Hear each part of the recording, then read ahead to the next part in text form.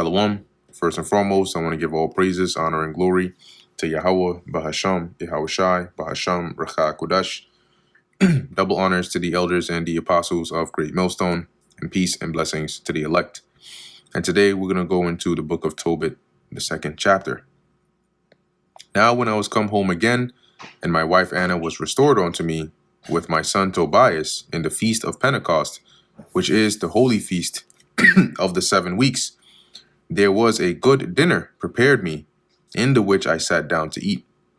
And when I saw abundance of meat, I said to my son, Go and bring what poor man soever thou shalt find out of our brethren. So any misfortunate poor Israelites, go and invite them, bring them. There's a lot of food here. Who is mindful of the Lord? And lo, I tarry for thee. So not just any demon, but those that fear God. But he came again and said, Father, one of our nation is strangled and is cast out in the marketplace. See the kind of things we had to suffer, right? Because we were low class, being that we were captives in the land of a foreign nation.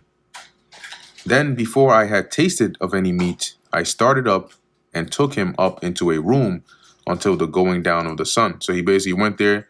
He took the dead body to this here is like some private area, some like shed or somewhere, just to take the body out of just the open like that. As he says, until the sun went down. Then I returned and washed myself and ate my meat in heaviness. Remembering, meaning that he was troubled, right? He was saddened. Remembering that prophecy of Amos, which he said, or as he said, your feasts shall be turned into mourning and all your mirth into lamentation. So remember that Amos was a prophet from the southern kingdom who the Lord sent to prophesy to the northern kingdom.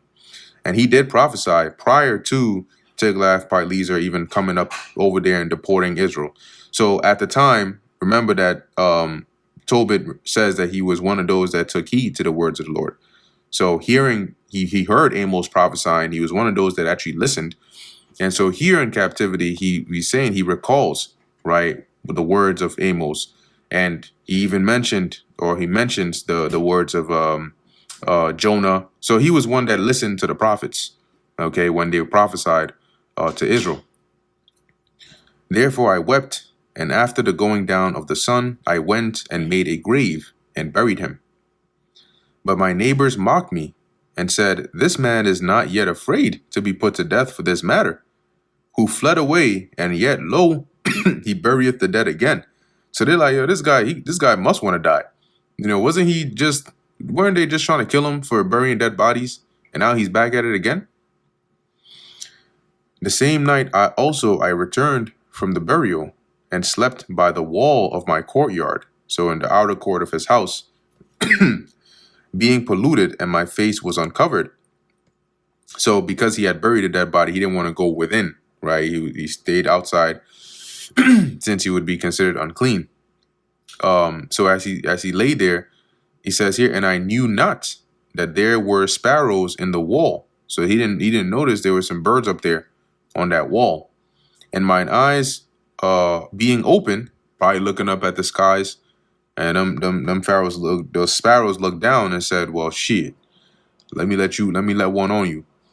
The sparrows muted warm dung into his eyes, so they let it rip, right? And lo and behold, it couldn't find anywhere else to land but right into his eyeballs.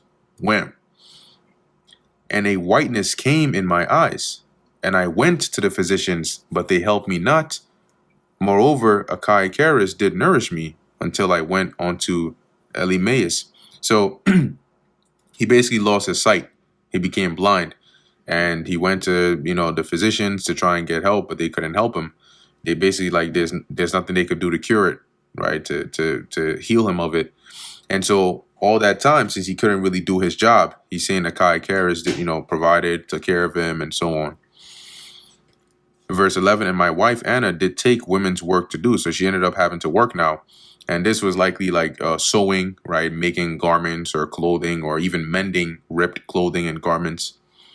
And when she had sent them home to the owners, they paid her wages and gave her also besides a kid. So when let's say they would send her, hey, my thing is ripped. Can you fix it for me? Like today, you go to the dry cleaners, right? or you go to a tailor and say, hey, can you like make this suit smaller or whatever the case is. So when she would fix it and then take it back to them, as it says, they paid her her amount, and they gave her also, besides a kid. So in addition, they gave her a goat as a kid, a baby goat.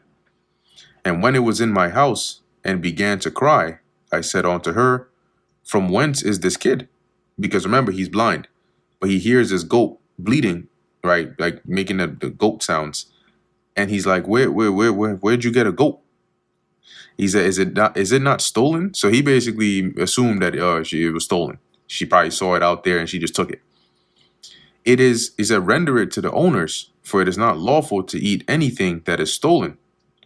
But she replied upon me, it was given for a gift more than the wages. So no, they gave it to me as a bonus, in addition to what I was paid.